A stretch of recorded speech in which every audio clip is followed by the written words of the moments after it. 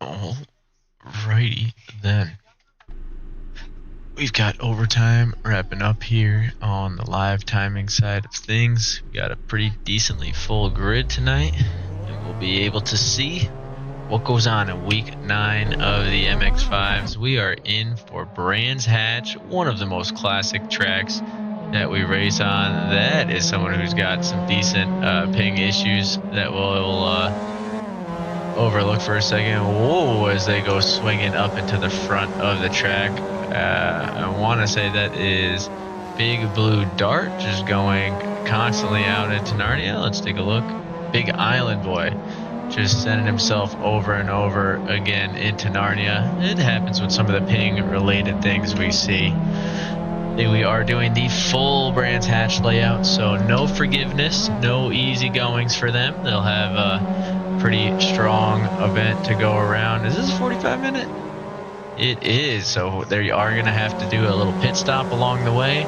It'll be a battle of consistency, not just a battle of speed and raw pace. I'm going to turn down the engines just a touch here and hope that everything's balanced out nicely for the broadcast and kind of go from there. Yeah, whenever you see the car going off track in that way, it is always the result of some ping related issues, and they will pop back up somewhere along the line. I don't think race control allows me to ghost a car, otherwise I'd just ghost Big Island Boy for their own sake, but nope, it's not within my power to do. So this is what they get. Hopefully they all steer clear and are able to make things work. Let's take a look at what they're dealing with for the first 15 minutes of the qualifying session as far as the wind goes. 11 kilometers an hour on the wind, roughly at 25 degrees on the track, Celsius, of course. So that should make things a little bit interesting as we've got Mac Yang, Big Island Boy, and looks like... What we got there? Is that Big Blue Dart? That one's Big Blue Dart, all settling in, getting ready to put some laps on the board. So we do have a couple of new names on the grid today. Just looking around, I don't believe we've seen the Archivist. I don't believe we've seen Fox before, other than the Articulate kind. And I believe that's it for new racers. We'll see what comes from there. As we head into Hawthorne's Bend, we'll take a look at Big Blue Dart. We're going to try and work our way around the qualifying grid here, see who is capable of what. Big Blue Dart up on sectors 1 and 2. You see Max Yang and Big Island Boy getting very close together as we see Big Island Boy continue to struggle a little bit with the ping, but to be honest, the ping is only at 70, so it's more of a packet loss issue with that one in particular, as we are seeing some higher pings from Ender Spy, the Archivist, Flare, and Logan. Big Island Boy actually seems to have a relatively smoother connection by comparison to those, so just goes to show you that packet loss is more important than that. Logan, you have been the unlucky driver, but you've also been the most verbal one, so today we do watch for your unluckiness, and we also watch for some calm, cool, collected heads on the track first and foremost, if that's the shout out you're looking for. We go now back to the action at hand. We'll let a few of these guys work their way around the grid. We're seeing Deadly Daniel come by right now, followed by is it Slay? No, Slappin', right? Sorry, I was going to say Slay hasn't been on in a while. And then Flare in that Mazda, genuine Mazda car. Seeing a 138 from Phantasm, who we're on the board with right now. Purple Sector 1 and 3. Grandmaster holding down the Purple Sector 2. We are going to give Big Island Boy a little bit of space to do what he's got to do, as he is just working his way in. Now, hopefully that's something that kind of settles itself as we get into the event and the racing gets underway. But plenty of time for that to settle in. It could just be early track issues. Now, sometimes when we have these weather like this and it's the overcast, it does make things a little bit harder on other people's PCs. So could even be something as simple as that. Which one is this? The Archivist. I don't think I've seen that livery before. And speaking of liveries, do we have any to download? No new liveries there, so let's jump over to the Skin Companion and pick out the Technically Safety livery if we can. I don't see it. Is that it? No, that's Chris Green. Well, actually, you know what? I don't know if it's like that it's the green version of it, but given recent events, and although we didn't win it, I will shine some light on the absolute classic. Go Gunners, baby. That's right. Gunners fan at heart through and through. So the love is extended to them on the grid today. Jump over to Bobert now, looking to set a clean lap. Wasn't able to on his first couple of goes around the track. Currently 3 laps in, looking to put down a heater. So starting out with a little bit of cleanliness through Jeward's Bend as they race through there. We do have Logan an actual safety car livery. I just couldn't be bothered to scroll through the 112 MX5 liveries that we have on the server to find it at this moment. But during overtime, I'll change over to it. It does have functioning lights as well, which is kind of fun. I don't think I have the key button bound at the moment, but yes, it does have functional safety lights, the whole 9. That one was set up by Cameron Design. It was kind of a fun one. The idea was during endurance events and oval races, we were going to be able to have somebody in it and driving, but just the amount of volunteers versus racers didn't pan out, unfortunately. It's hard to get someone to agree to watch a race on standby, barring a couple of co-commentators. The black and purple, I'm 90% sure was made by Pogo. Ah, okay, well. That's a pretty cool one. You honestly don't see a lot of purple liveries on the server these days. We did have a little bit of a trend going for a bit. I think Hunter started that one with the shopping cart racer. But yeah, just to show you exactly why I'm not going too crazy, these are all of the possible liveries that we have on RRR.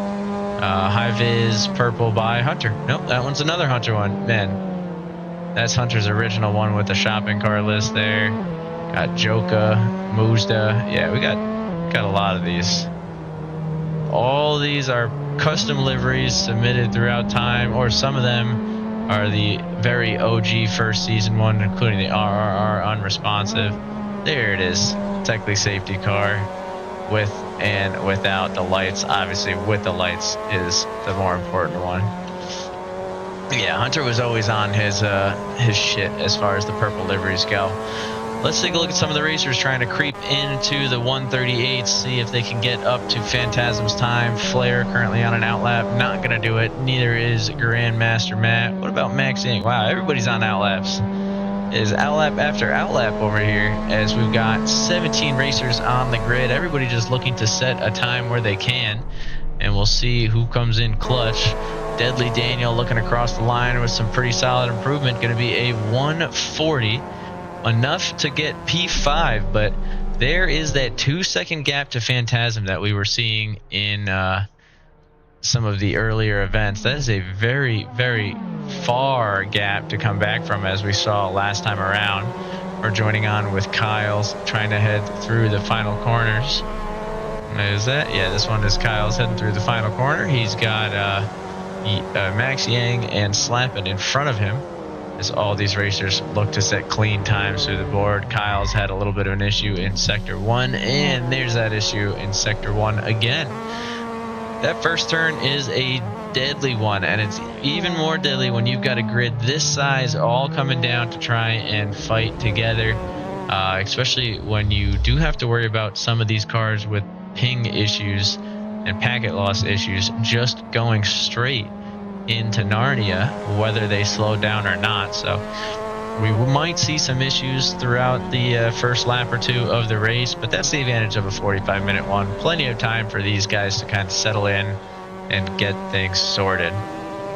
We're on now with Rick Nicholson, who happens to be in P2 for the rookie class at the moment, trying to catch up to Big Blue Dart and trying to keep away Bobert, who I don't believe is on the grid just yet. Oh, he is, and less than half a second behind. So that's a tricky one. Rick Nicholson looking to drop at least a second to catch up to Big Blue Dart, but Big Blue Dart is getting closer and closer to creeping into that D-class ranking. It might start giving Kyle's a run for his money.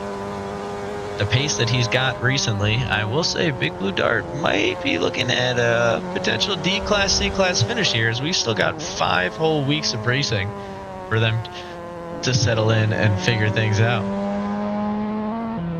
So we'll let Rick go, as Rick seems to be on a little bit of a struggle lap, so to speak. We'll join on with Flair, currently a purple sector 2, a green sector 1, and on pace for some solid improvement. This would be enough to be competitive with Phantasm if they can carry that speed through the final corners of the track. And it looks like they're gonna. So they will take the top spot away by less than half a second with some ferocious pace. We're also seeing Nick Edwards creeping closer and closer to those 38s, as well as Grandmaster Matt. So I think we might have a pretty good battle up in the front, a lot of times getting relatively close together. Taking a peek at the grid, Nick Edwards has stolen Sector 2 away from Flair right after they did. Currently showing a lot of improvement as well. I don't think it's going to be enough to catch Flair, but should be a solid P2. Yep, and there's still 18 minutes remaining and a little bit more heat coming in on the track to help out with some of these tires. So we'll have to see what goes on in the coming moments. I just want to see how they start out this lap, because that will be the tell. They're not close enough to get any advantage from the car in front. We'll be just kind of slowing down, looking for a way back into the groove of things. A little bit further back on the leaderboard, but back only for now. We look at Logan Hartwell battling it out, currently in P12, racing on a green Sector 1, still trying to make the most of their time. Oh, and I do actually see they lost a little bit of time heading into Sector 2, so unless they make some serious time up here in the last section, this isn't going to be their chance to get into the top 10 just yet. They did have a little bit of potential traffic in front of them that might have made things a touch difficult, but they are carrying some solid pace, solid grooves through this portion of the track. Now we are going to take a quick peek at the broadcast settings and see, is there a way for me to toggle the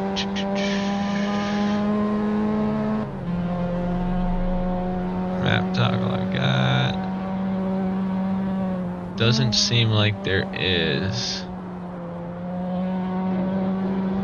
I want to be able to put telemetry on, but doesn't look like I can keybind the telemetry specifically, unless I'm missing something. Oh, there you go. Show telemetry with an E. Ah, haha. Va-bam. There we go. So that's kind of what I was looking for. Now we can get a sense of some of the gearing and see how these guys are doing around what corners. We'll jump over to Phantasm to take advantage of that now as they're coming down for a hot lap. And you know what time it is. If we're going to go into full lap mode, we might as well go into the old-fashioned bonnet cam here. You can still see a little bit of that fuzzy telemetry along the side, and we broadcaster cursed him right away, as is tradition. Let's peel it back so I can see what I'm doing for just a second. Swap over to Max Yang and try it again. Max Yang now coming down the straightaway for a lineup into a hot lap. Hopefully we'll see something good come from that. And look, I'll even give you the dash cam so you can really get that old school view heading through Brands Hatch as a whole. Oh man, the broadcaster's curse is just striking each racer. Let's take a look at Oh, hang on. Let's take a look at Nick Edwards, at least still trying to keep it clean a little bit further through the track. And they are struggling. They're just shaking their head no. They don't want the smoke. They don't want to be on screen for our hot lap, but we got to get one. This one person's got to give us a full lap. And I don't think it's going to be Nick Edwards either. Every single one we're looking at is just not working at the moment. We'll check over, though, with Kyle's here and see if maybe they can make something happen on theirs.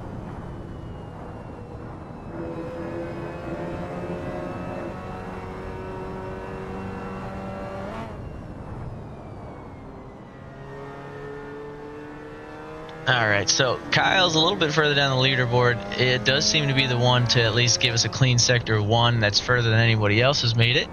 And it's a good sign for the rest of the lap. Now, taking a look at the season leaderboard, keeping in mind that there are only 3 drops showing out of the 5 possible, as Broadcaster's Hearst gets Kyle getting into that lap. We've got Grandmaster Matt winning by a tremendous 90 points in the A class. I don't see any of his fellow racers, with the exception of Nick Edwards, on the board just yet. That does not mean that we won't see some improvements from some of the other guys trying to get into that class. In B class, Deadly Daniels still holding on strong, but Kier Martin and Left Sink Handle are hot on the tail. Not even a 10-point difference between them from top to bottom.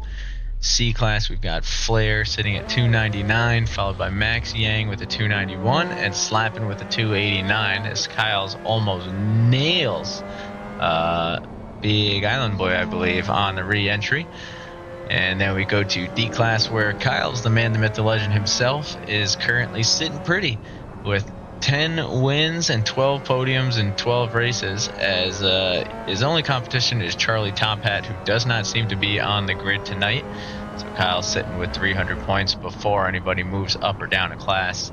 Rookie class, we have Big Blue Dart leading with 293, looking for a clean one today. Rick Nicholson close behind with a 289, followed by Bobert with a 279. Again, there are still drops to go. There are still 5 weeks of racing and a lot that could happen. But on that note, let's get back to the action at hand. I do see a green Sector 1 from Flair, who has made his way into the pits, so not feeling that lap at the moment. The Archivist did have a green Sector 1 and a green Sector 2. Can they keep things clean here in Sector 3 and put up a lap to finally get themselves into the leaderboard? Only time will tell, as Flair momentarily disconnects from the server just to reset probably the connection, get comfortable, and then check back in a moment. The Archivist does seem to be still having a clean lap, even though we've only joined them on the end of it. What is it going to be? And it's going to be a cut, unfortunately. I'm not sure where that cut came, as it must have happened before we joined on. But they would have got a nice 139. Phantasm off to a ripping start with a 29.8 Sector 1. I don't think we see very many people get sub 30. I don't know if we've seen anybody get sub 30 in that Sector 1 yet. And that is going to be a big lap to check in on. I will keep it open in the top left corner of your screen, as we're trying to see if the Archivist can keep things moving. Currently, Phantasm actually does seem to be pretty far up, so I don't want to lose that one as we broadcast curse him right away. This is honestly kind of impressive how frequently this is working out today, as we jump back over to the Archivist, just trying to keep things clean, just trying to get a lap on the board as we enter the final 11 minutes. The wind has died down, but the temperatures have raised. 25 degrees in the air, 31 degrees on the track. So those tires should be nice and warmed up now. They are the hard tires, so this will make it a little bit easier to keep it within the window, keep it within spec. Archive is riding the lightning there. I think it's going to be enough to keep it clean, and I think we should see their first clean, successful lap here as they try and round it, Clark curve into the final straightaway, and they're carrying some pace in. So judging by their last one, they do have the potential for a 39, and I believe they make it as they jump all the way up to P3. So they're really riding the edge on their laps there. They're going from no lap, no lap, no lap to a third overall, right in front of Keir Martin, who I know is going to be upset that they can't hang on to that podium spot for qualifying just at the moment. Keir has been nipping at the heels of some overall hardware for the night, and I think this is the one that they're going to be focusing on. Only a tenth separating them currently and a few hundred separating them at Grandmaster Matt. Hopefully these guys are remembering to get in and do a couple full fuel stops. Oh, actually I forgot that Flair did leave for the minute and is probably going to circle back in at some point in the server.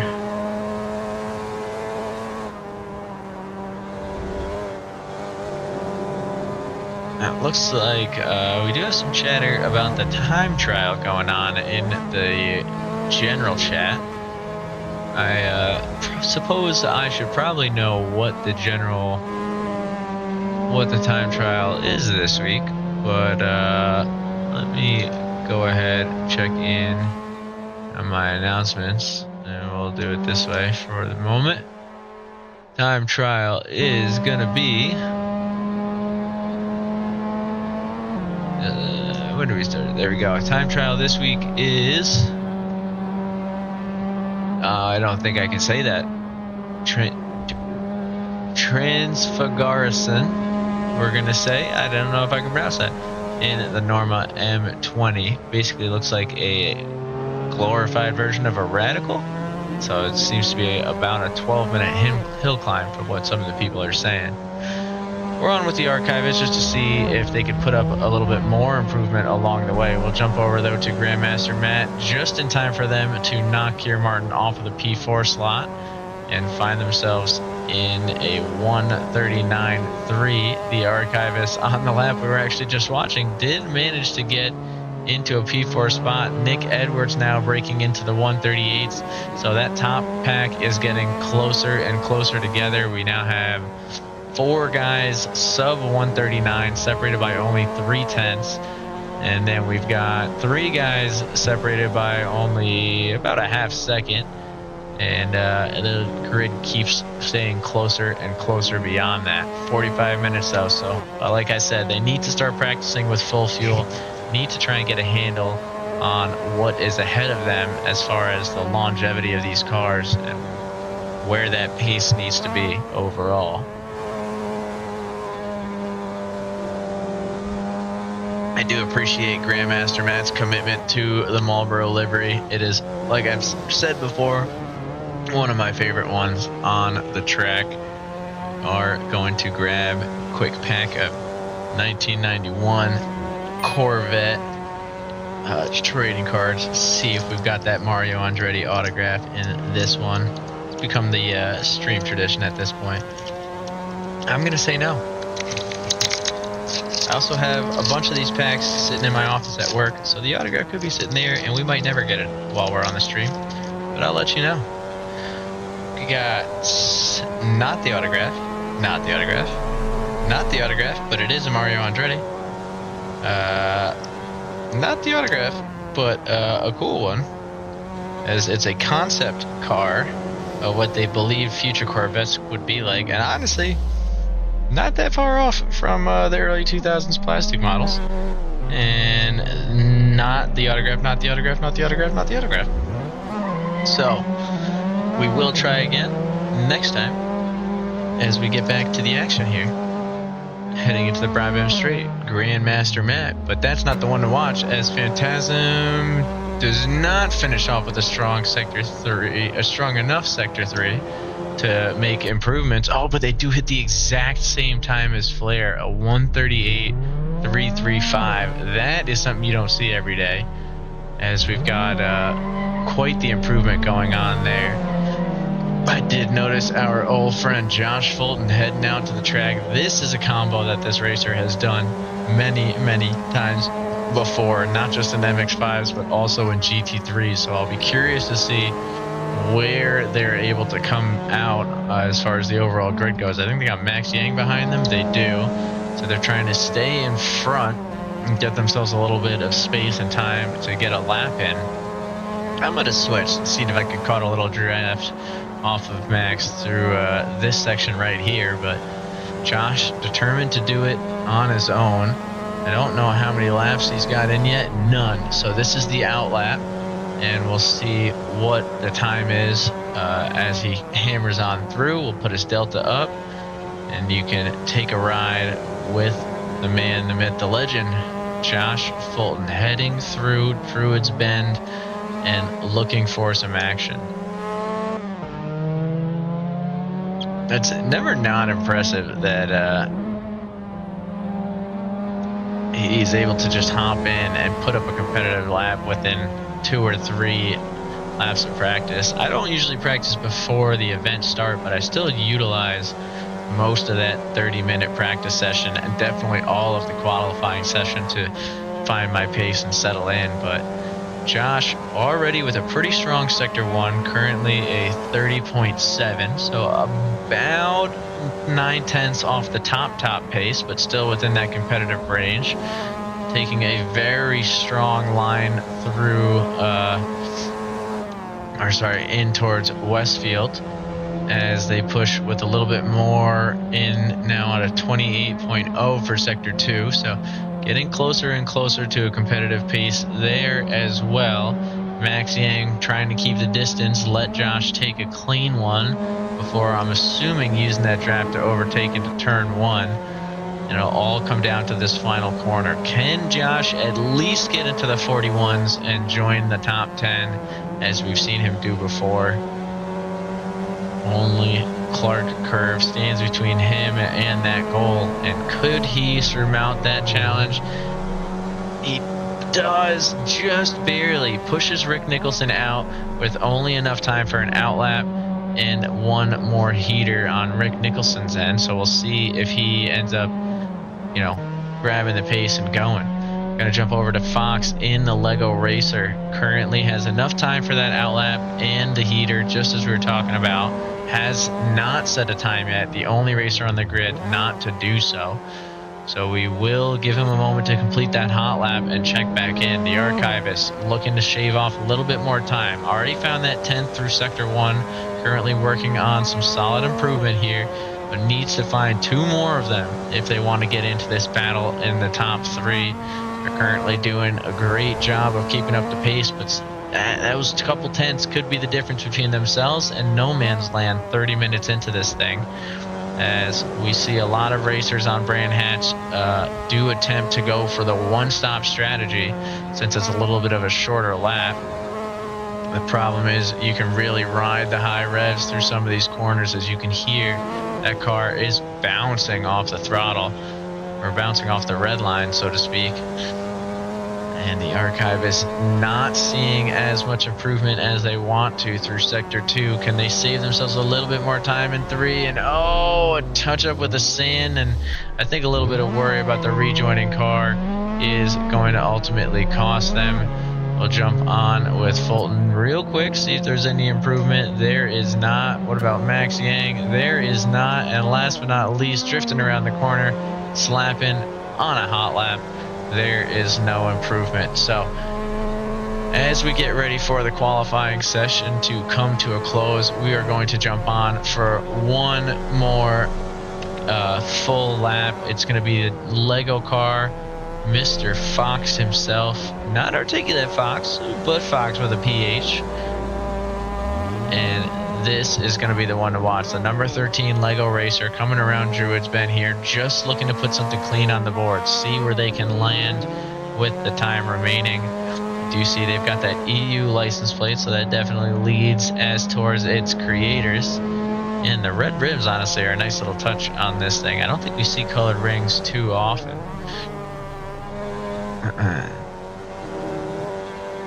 Right now, Fox is the last one to try and get up there. We got Ender Spy with a 1:48 as the time to beat to avoid being the last spot on the grid, but you'll still be stuck in that last row. Need to get into those 45s or even below to show some relative competitiveness here in Brands Hatch. 23 seconds remaining, so this will be the lap to do it if you're going to do it. Currently, both sectors are clean, and it looks like they take it a little bit easy into Dingledale just to make sure they're keeping it on the track and avoiding any limits issues.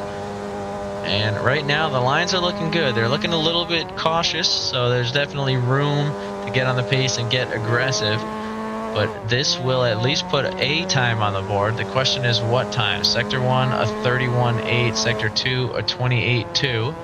Which does match up to Rick Nicholson as far as the 28.2 goes. So we could be looking at a little bit further up the line here. Let's see what happens when we cross the line. It's going to be a 41 and just barely misses the 41. Goes to the 42.198. Lands them inside the top 15, but we still got a couple of racers out on the track. Right now, Grandmaster Matt coming around some of the final bends up on their time, looking to take P5 away from Kieran Martin, and if they can carry this speed, carry this pace down the Brabham Straight, they will do so, and they do so successfully. We'll jump over to Max Yang, currently 2/10 up in the clean, in the green, actually, as they are looking to get a little bit of a drafting opportunity from Josh Fulton if they can, but unable to make that happen through this section. Currently 4/10 up on their time, so this is enough to get them into a competitive range with P6, and finding some more time through Sector 3 will be the difference. And I don't know if that's going to be a track limit or not. We're going to try and follow on the live times. I see 2 orange sectors for now. It could very well be the final chance for them to get into maybe even that top 5 as that delta comes down lower and lower. And a strong turn with a good draft really could be all they need. Keep it gunned down, keep the pressure on through Clark, and unfortunately they're not able to keep that pace. It is just dropping away a little bit at a time, and they end up with a 1:39.6.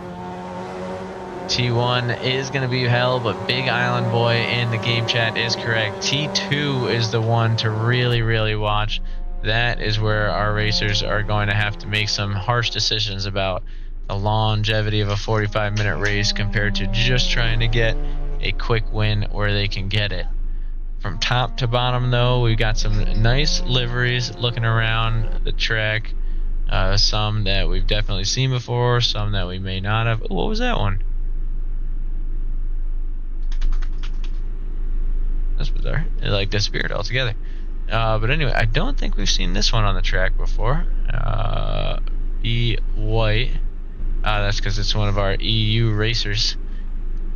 This one's pretty cool. I like this one. I don't think I've seen the red title patterns done before.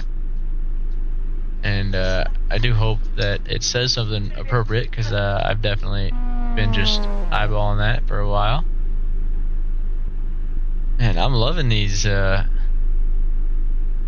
loving some of these liveries that I don't think we've got a chance to show on the broadcast before, at least not ones that I'm too familiar with. I don't want to breeze past any custom ones. I know the Castro ones you guys have seen for a couple of seasons now. The 71's a classic. Apple Computer, a classic. The Genuine Mazda parts. The Gunners. And I think, yep, that does wrap up the standard ones we've got there. So in the meantime, let's get back our livery. Pop on over. Oh, the Waffle House Racer is phenomenal. But no, we are going to go with the official safety car. Let her load up here. And it looks like my lights are off. That's okay. We may have taken the lights off of this one. Oh yeah, we did remove the lights for the checksum from the server. That way, with the lights, you do need to have the KN5 to support them. So it became a little bit difficult as far as getting the other ones to join in. It looks like it's got all of our classic real amateur racing, real rookie racing.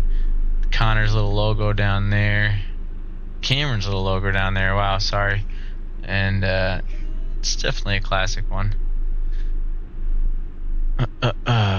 These are definitely cars of an era, and you can see which one they originally were. So the way the livery app works is whatever one you select is what we see on the server. It doesn't replace the pit boxes or the pit crews for the ones that were originally there. So that is from the actual Minnesota wildcard designed by Cameron McIntosh that I don't see in use at the moment. All these other ones don't seem to have any custom pit crews, and that's how you know Cameron's a professional. Cameron went out of their way to make sure that not only do you have a custom livery, but you've got a custom box as well. So let's take a look at our starting grid. We've got a little bit of time going, 19 racers on.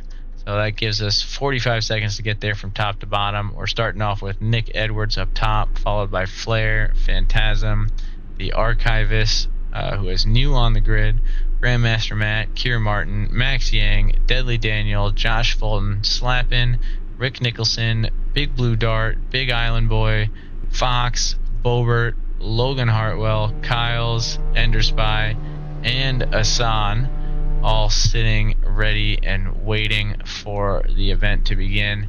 This is going to be an interesting one as we literally already have the lights on. That's how long it took to do a grid walk with all 19 racers. The engines are roaring. Brands Hatch is beautiful. The track is hot and the lights are out.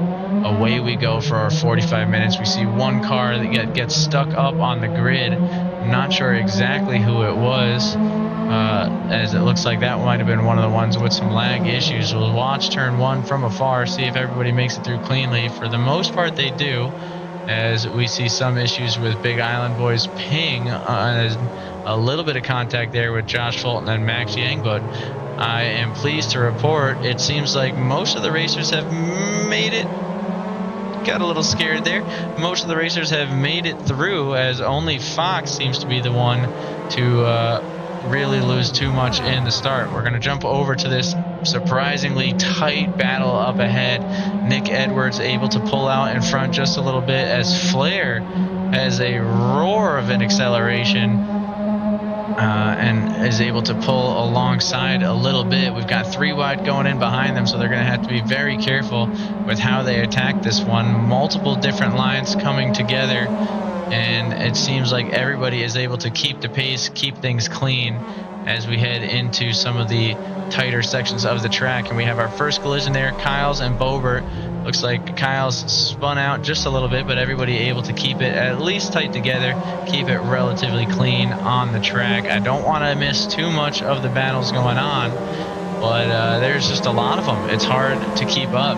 Grandmaster Matt getting a front row view to Phantasm and the Archivist, trying to trace down the guys ahead, as Keir Martin is not very far. Oh, actually, it's Keir Martin in the 87 car watching these two battle it out, and a little bit of contact sends Grandmaster Matt spinning across the track. That's going to be a tough spot to enter, as we've got a couple of guys trying to battle, but they do manage to battle relatively cleanly.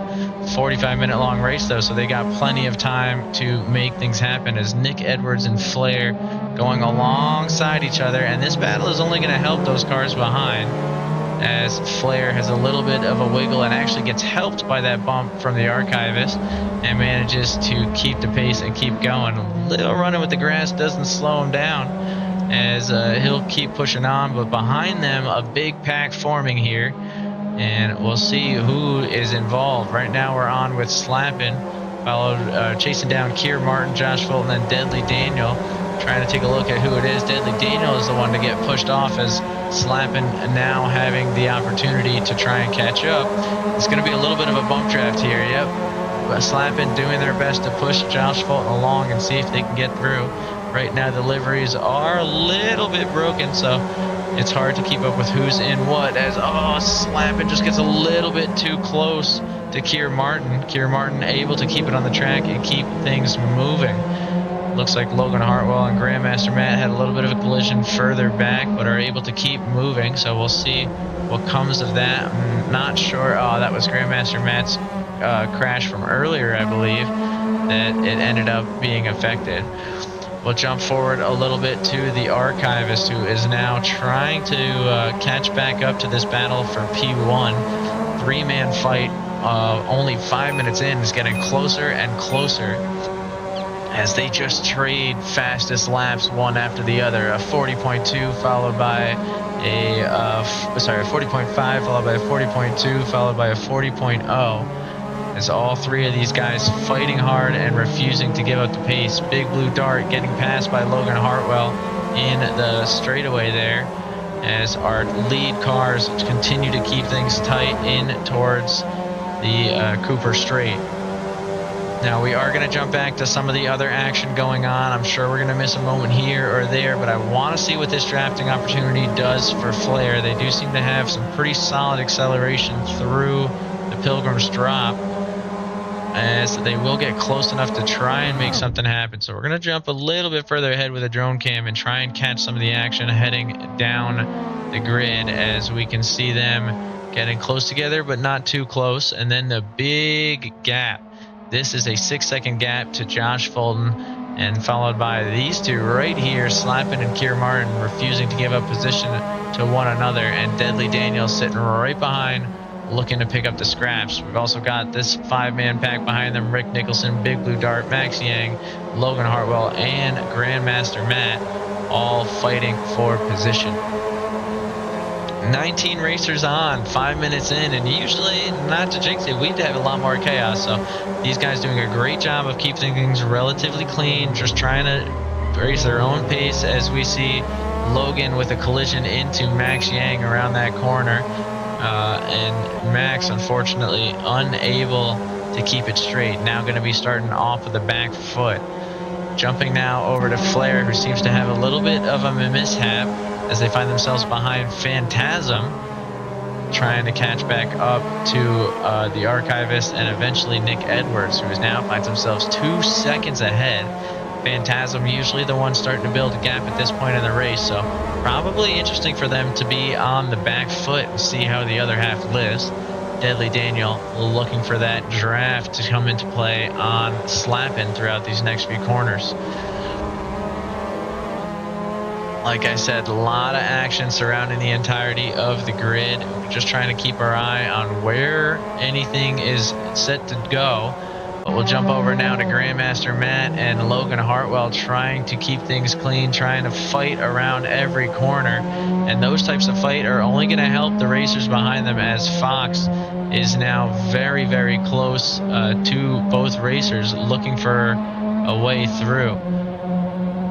We do see that National Bohemian Maryland racer looking for a way around the corner, as Logan manages to squeak out in front, but has to take an awkward line, and it's Fox who comes all the way through and now is trying to keep ahead. Now the battle between those two will let Grandmaster get right back into the swing of things, and we have some solid racing. All three of these guys keeping close together. As one gets ahead and fights the other, it'll just be tight between them, as Grandmaster Matt gets a little bit caught up in a slide from Logan. Logan getting back onto the pace and just trying to rejoin into the track. It's awkward with the sand, but this is the moment. If they can get in right now, they will still be able to keep the pace and get moving, and they do. They stay ahead of Bobert, and that's all they really need. There's a lot of time left on the track.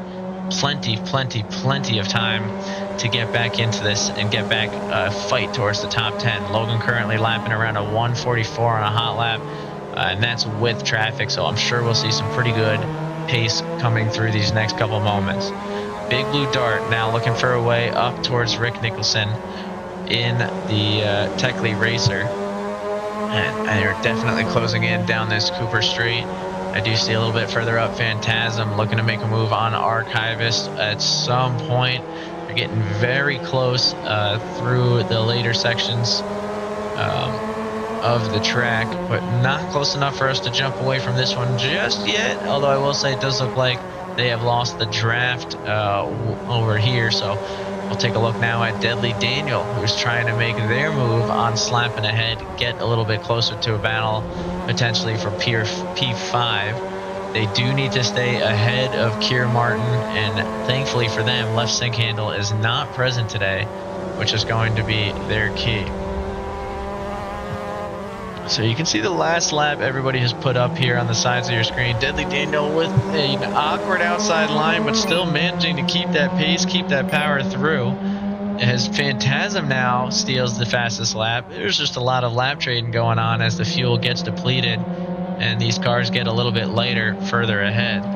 Taking a look at the overall gaps, though, it is still Phantasm looking for a way by. We're going to keep an eye on Fox now, trying to take P11 away from Max Yang, but Max Yang does have some ferocious pace. Just found themselves a victim of misfortune earlier in the event.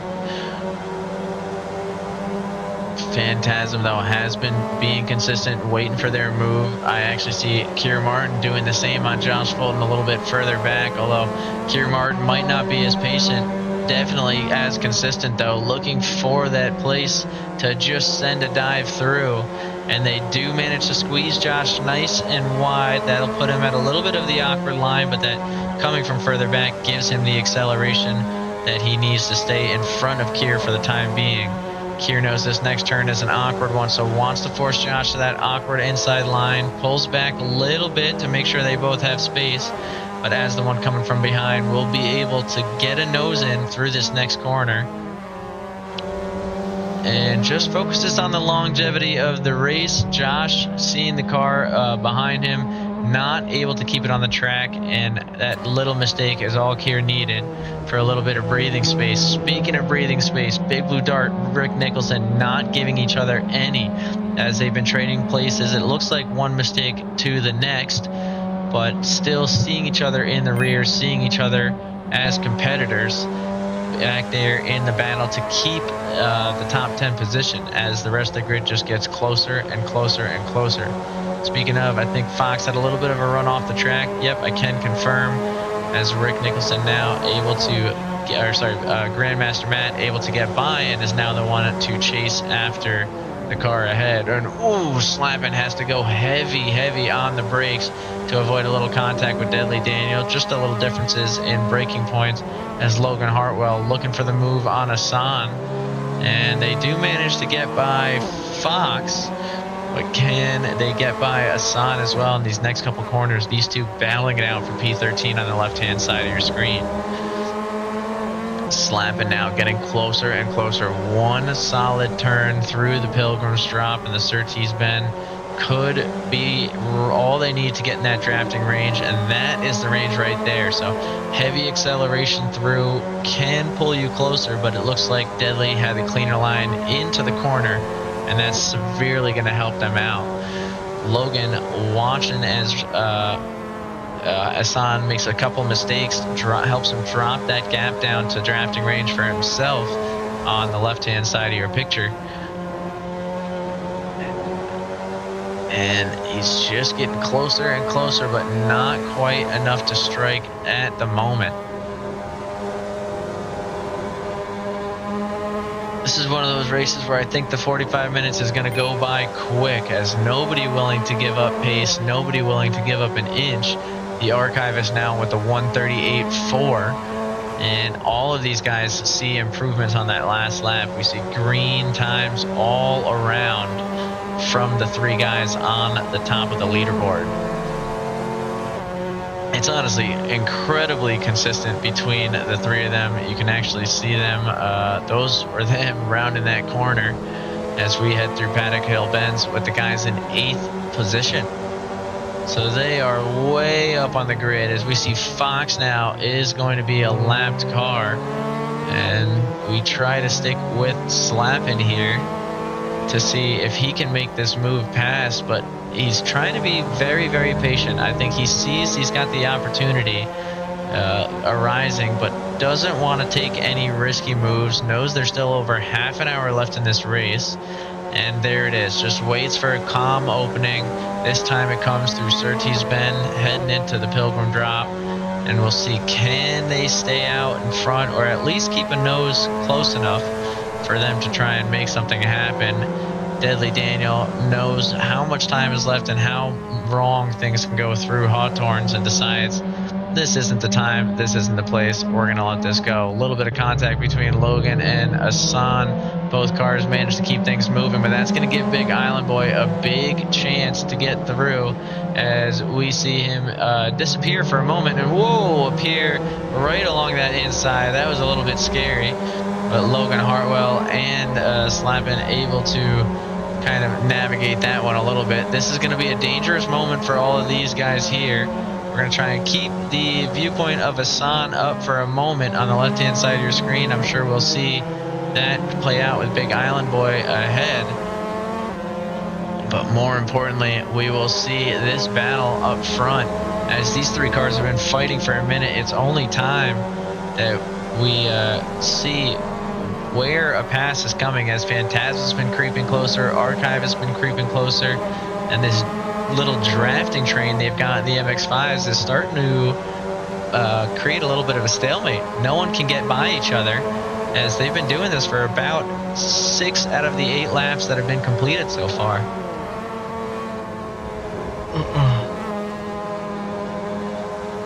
Now we're seeing little mistakes from some of the racers a little further back in the grid, and that is causing a couple of bigger gaps.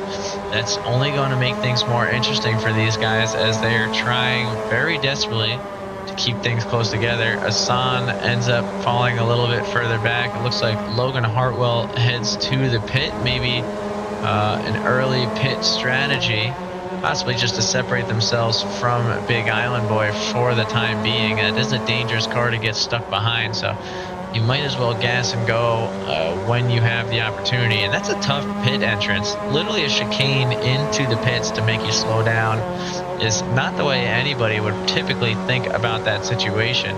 Since these things are staling out just a little bit, though, we're going to jump forward, because I do see Grandmaster Matt has worked his way into the top 10, now separating the Big Blue Dart and Rick Nicholson fight that we had going on.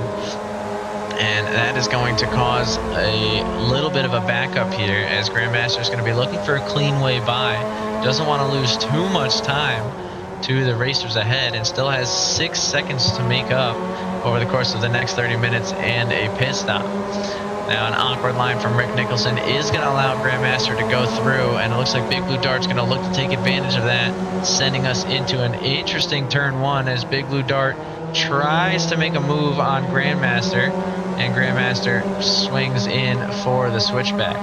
Right now, Big Blue Dart is seeing that Maryland race car down the inside track and wants to stay positive, wants to keep things going in that Arsenal racer. But that pace from Grandmaster is something to be reckoned.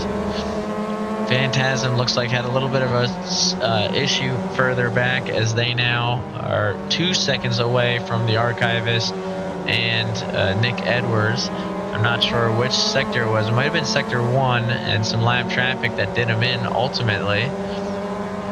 We're going to take a peek around, see what some of these closer battles are.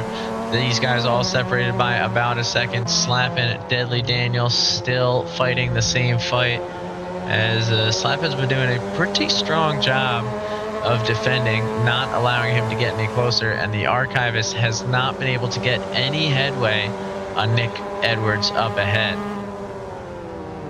So 15 minutes in, and the action has not stopped for even a moment.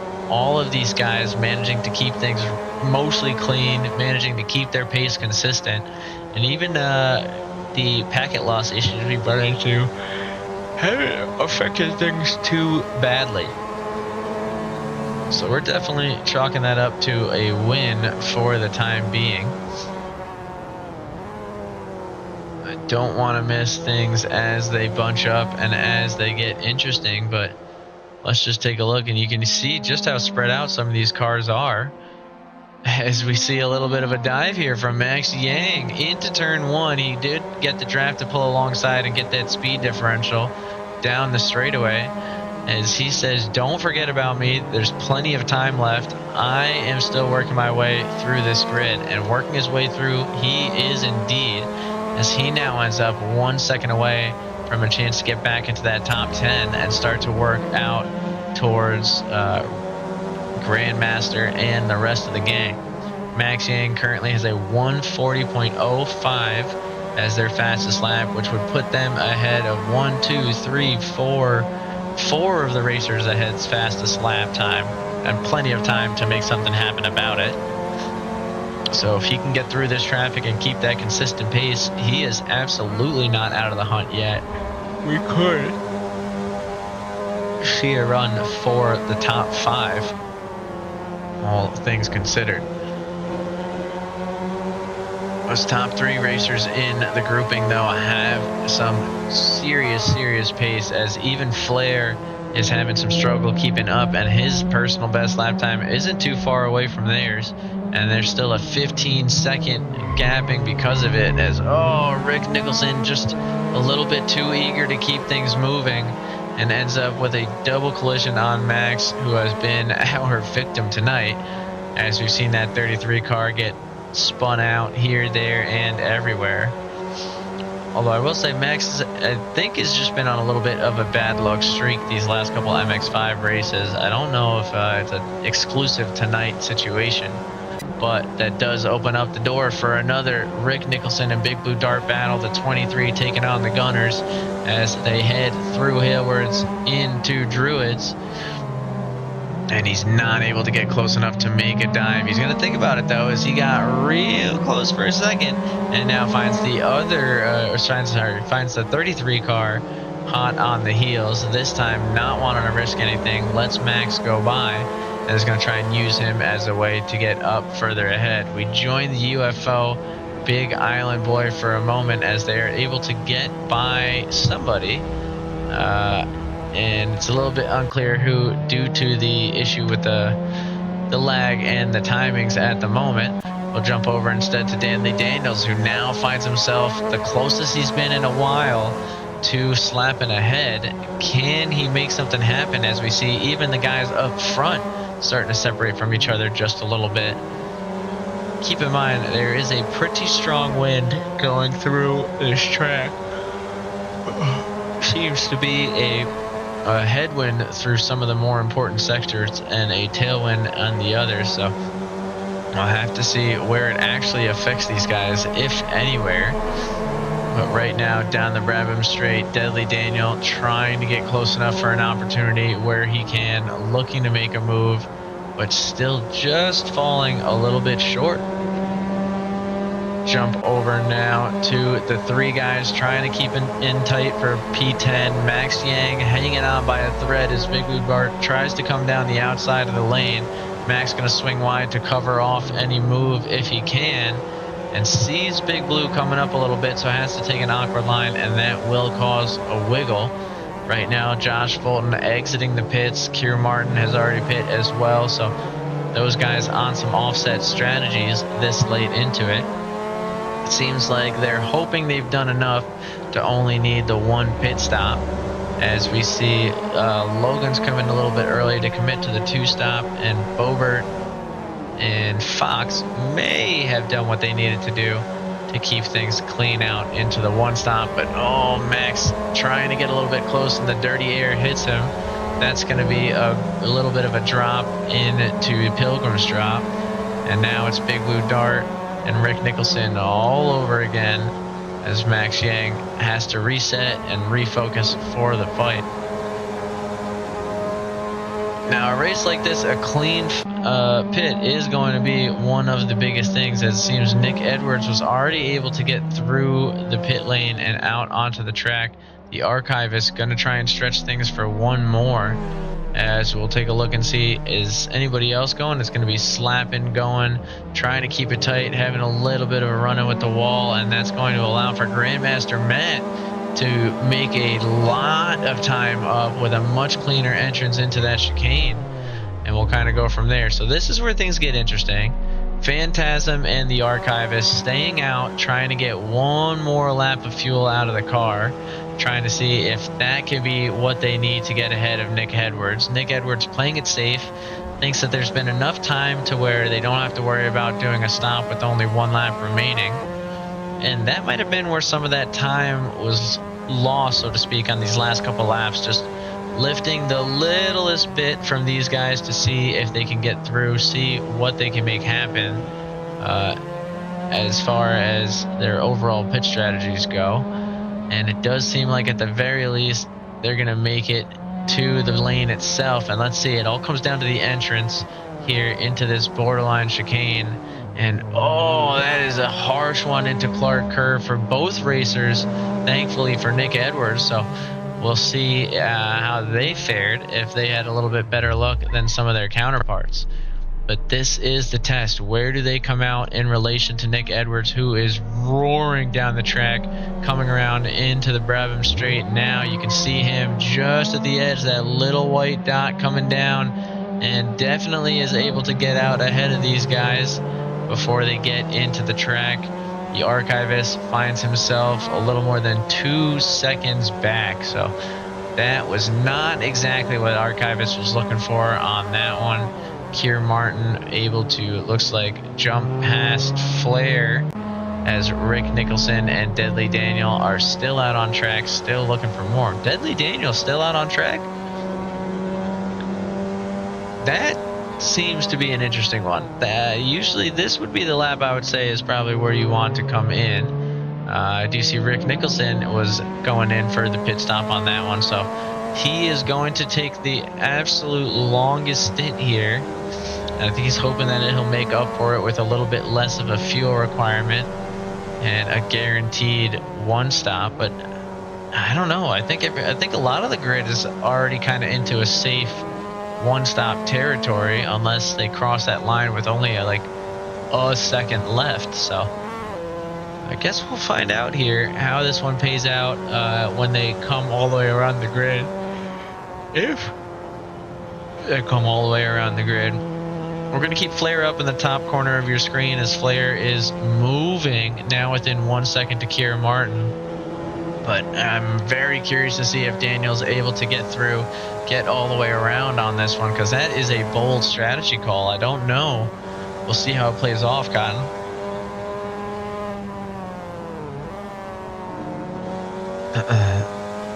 Also looking now at, like I said, Flair in the corner of your screen, just seeing where they can make up a little bit of time to Keir Martin. Keir Martin does have some tremendous pace, and wow, Deadly Daniel makes it in. Now can they take a very clean entrance in to the pits? That's actually going to be huge. I think we see another racer going in. That's going to be, I don't actually see who that one is at the moment. Looks like Asan going in.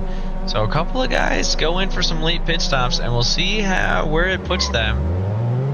I think Deadly Daniel was just looking to stay ahead of Grandmaster Matt on this one. It's going to be a little bit close out of the pits, and possibly a dive from Grandmaster could make something happen.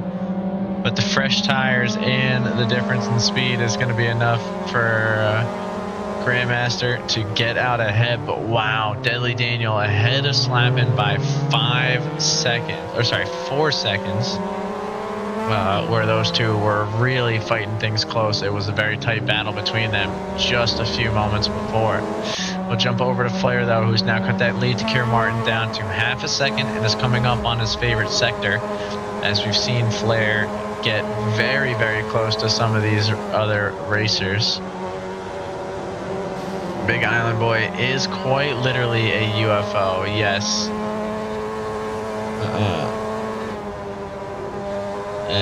I'm not sure when Nick would have been able to send that message. Maybe while Nick was in the pit, he sent that one about all of that. But everybody's been racing against the same amount of lag on the Big Island Boy, so as far as we are concerned, it's a fair grid. That's you all have the same hurdles to overcome. So, Godspeed. And as we say that, Fox and Big Island Boy seem to have a little bit of collision. What do we got going on there? That's Big Island Boy and Fox still trying to battle some things out. Phantasm in an awkward spot, trying to get around some lap traffic here, and manages to squeeze by Fox and keep things clean. You gotta watch that missile behind you, as you never know where the AI is going to send that car. We'll keep an eye on it to see if it happens again here. Oh, yep, that car was flying for a moment, and we'll pop back in right there. And that is going to be something that Fox obviously did not intend to do. But we'll jump over to a little bit of a dogfight here. The 87 and the 15. Flair's been trying to get a move on Keir Martin ever since the outlap, and through Hawthorne's Bend is where it'll come. Keir Martin does have the pace to make things difficult if he wants. Try and stay right with him. And yep, a little mistake from Flair will let him do just that as he tries to stay ahead and keep going. They are getting closer and closer to Big Island Boy in front, so that's where things will get a little bit interesting to see if Big Island Boy ends up having any play as a lap traffic car on this fight here.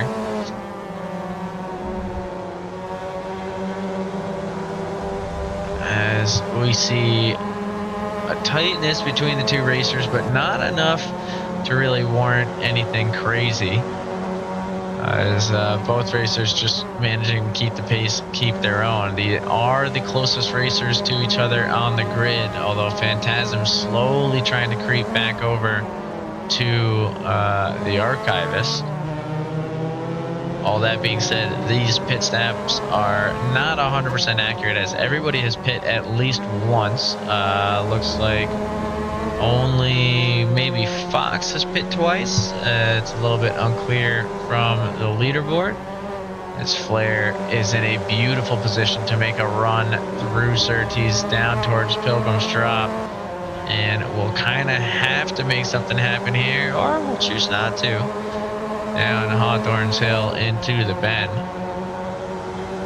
Man, they were very, very close for a minute.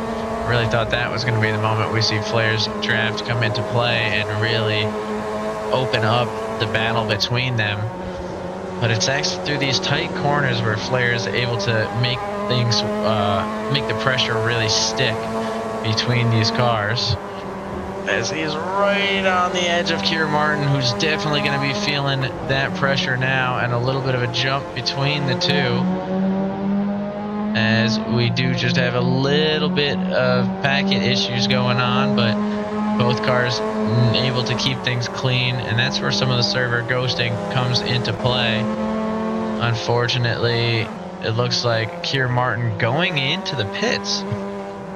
Only 6 laps of fuel in, but I think has decided that they are definitely going to need a second stint of fuel, so has maybe opted for 2 short stints instead of 1 long and 1 short. Josh Fulton going to use that to their advantage. I know they were absolutely hoping to make things work with a single stop, so that'll put them in the top 5, and now it's a question of keeping the pace and keeping ahead of the rest of the grid. So this will be very, very interesting to see how that plays out.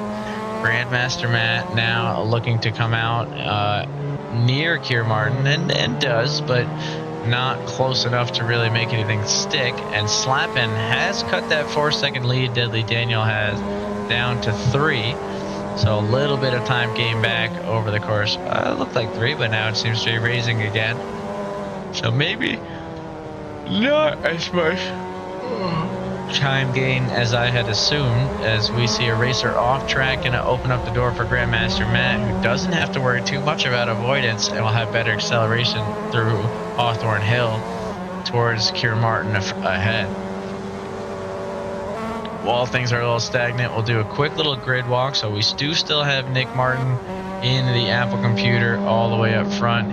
The flashing is currently for the broadcast PC's own shortcomings, not so much the racers at hand. We also have the Archivist in that classic purple and blue livery trying to chase them down, followed not very far behind by Phantasm. So those are your top 3, ready and waiting to make something happen here as a part of the action.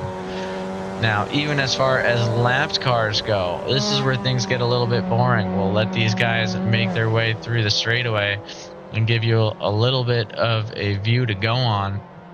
But as they go, we wait, we wait, we wait, we wait, and then we wait again. And then we wait again as you've got Big Island Boy coming by, followed by Flair and Bobert. So again, a long gap there between those lead 3 cars and the rest of the grid.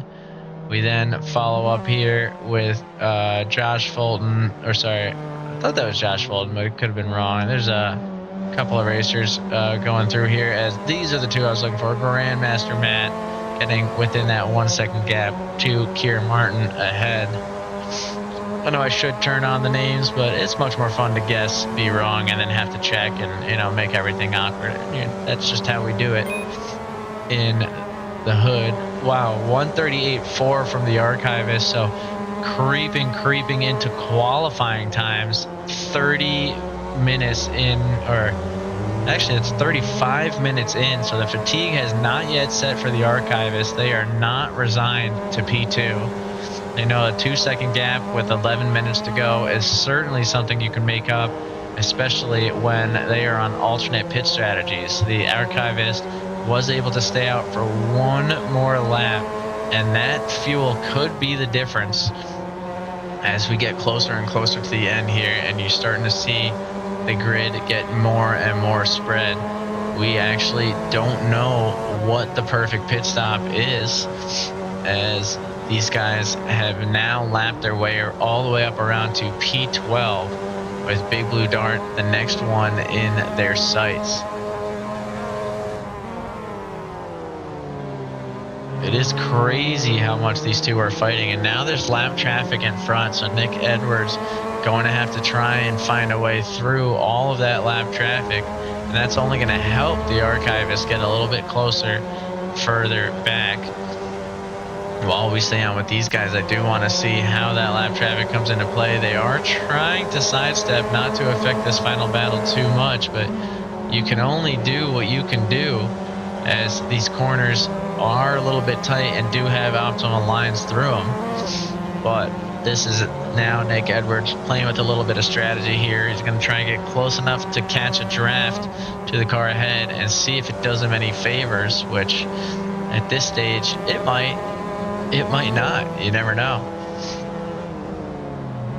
But a late dive in from Fox is going to send that Letter Racer over the edge, and that will open the fight back up for these two here, which we'll keep an eye on. But the real fight, of course, going to be between Grandmaster Matt and Keir Martin for the time being. Both racers trying to find their way to P6. You can actually see Josh Fulton a little bit further ahead, just enjoying the fight between these two, as that's the only thing keeping him in P5.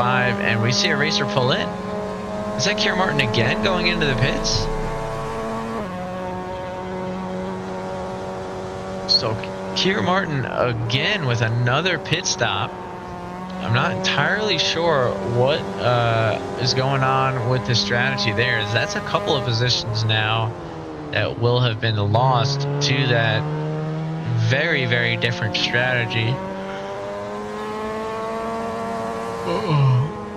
And I'm not sure if maybe we missed something in the overall, or at least in the fight that those two were having with each other.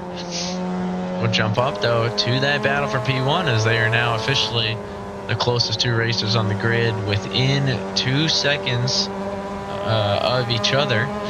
And this lap, Nick Edwards hammered down with some pace. Does look like he is going to struggle to be a little bit ahead, as we've got a 0.04 of a second difference in the favor of the archivist. So not a lot of time or space for these guys to get by or make anything happen,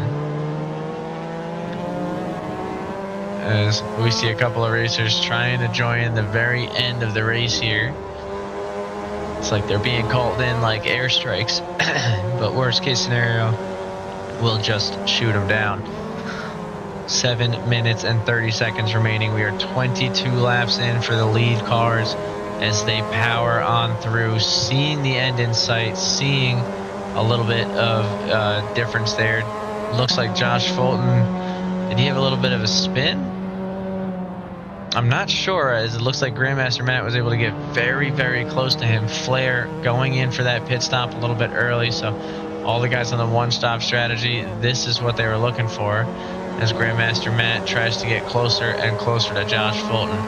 The lap traffic now playing a little bit of a role, as Nick Edwards struggling to find a clean way by, but does, as we see Ender Spy, couldn't remember the last name, Ender Spy, go off track, and that will allow them to get by, but not before shaving another half second off of the gap in favor of the Archivist, who is just eating up this lap traffic here. He is a very big fan. There's one particular fight that these guys are hoping not to come up on, or at least Nick Edwards is, and that's those two over there on the left-hand side of your screen. We are going to jump over to this one, though, because it looks like Grandmaster Matt is now putting the pressure on Fulton. And they don't want to fight for too long because Flair is not a racer to lose time to. Only 4 seconds back as these two are racing hard. They are both using absolute edges of the track, every single curb counting type of racing, as we've actually got a battle of the states since our livery editor's a little messed up. It is now Maryland versus Minnesota, as it's not showing the custom selected liveries during the race here. That is some tremendous pace from Grandmaster Matt over these last couple of laps. Right now, a 139.9. Fulton, very consistent, but with a 141 into the low 140s. So even at his best pace, it's not going to be enough to stop the momentum from this Maryland racer behind him. But he is trying. That number 29 car, not wanting to give up any positions too easily, as Flair using this to now cut over half a second off of the gap between them. I do see the Archivist now getting closer and closer as they head down the back straight one more time. And is anyone going to pull into the pits? Not yet. And we have 5 minutes left to go, so a little bit more than one more time. But Hawthorne Hill going to be the determining factor, as it's clear Grandmaster Matt not going to let up easy, going to try and force that mistake, force the pressure, and that's going to make Fulton stare in the mirrors around one of the trickier parts of the track. A bad place to make a mistake on. This corner, he's going to be looking for the dive, trying to defend the inside, but it's an awkward line on the inside through, which will help Grandmaster Matt get a nose closer and not necessarily in through Sterling's. As you can hear, Josh actually taking those corners in a higher gear. I think he is fuel saving with the intent of coming out on top. The Archivist now within half a second of Nick Edwards. Grandmaster Matt within a couple of tenths of Josh Fulton. Kieran Martin within half a second of slapping.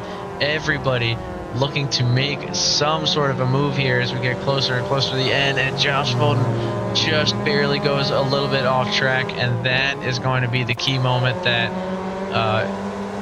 not only Grandmaster was looking for, but it looks like Flair was looking for as well, as they are able to go by. Big Blue Dart now, after holding Nick Edwards up a little bit, ends up doing the same to the Archivist, so the fields get evened right back out, as Josh Fulton not giving the position up too easily to Flair in front. Going to stay within that half-second drafting range, hoping to use traffic to their advantage, as Kieran Martin able to get by slapping after a couple of mishaps with the pit strategies. We think unclear at this time. We are going to look at Slappin, though, who does seem to be holding on to the position a little bit better than Fulton was able to, or holding on to the fight for position a little bit better than Fulton was able to at the time. We do not want to lose this battle for P1 as we head into the final few minutes of the race. These guys 30 seconds into the lap, which does mean we should only have 2 more to go, including this one. So if the Archivist is going to make a move, it's going to have to make that move soon, as they are actually getting close to, is that Bobert? They are getting close to Bobert, it seems, a little bit further back. Or, actually, Bobert's not in this one. Who is Bob? Oh, it is Bobert, yeah, in P13. A little bit further back. Slappin, having a little bit of a mistake, is going to miss the cut on making that move on Kieran Martin for the time being, but Flair not trying to do the same to Grandmaster Matt, only separated by a couple of tenths. Same goes with the men up front here, and Archivist couldn't be asking for this a minute sooner. This is the lap that he needs to be within a half second crossing that line if he's going to make anything happen. He has been on the faster pace by far this time around, and a strong one here could be the difference. Flair pulling in for the side-by-side on Grandmaster Matt down through the big straightaway. We'll trade over for just a second to see how that one plays out as we keep the two up top in your screen. We see a little bit of lap traffic again trying to play a role in that battle for P1. In the battle for P4, Flair looking for a way through, not fully able to finding it, as your lead cars are on the last lap, with Archivist trying to barrel down through any sector he can. Flair wants to take advantage of this opportunity, knows they only have one more lap to do it, and a little bit of a nudge to Grandmaster Matt heading into the corner. Archivist almost doing the same to Nick Edwards, putting himself at a slight awkward acceleration where that draft really should have been the opportunity. And the Flair going to pull alongside one more time, this time down the start-finish straight to see if he can finish the move. Speaking of finish the move, it's hard to look left and right at the same time, but Flair managing to get by, now going to be the one on the defensive mode. We'll jump over to this battle between Archivist and Nick Edwards as they are fighting hard. Archivist not able to find a clean line through, and that running with the grass could be the only thing stopping him from that final opportunity.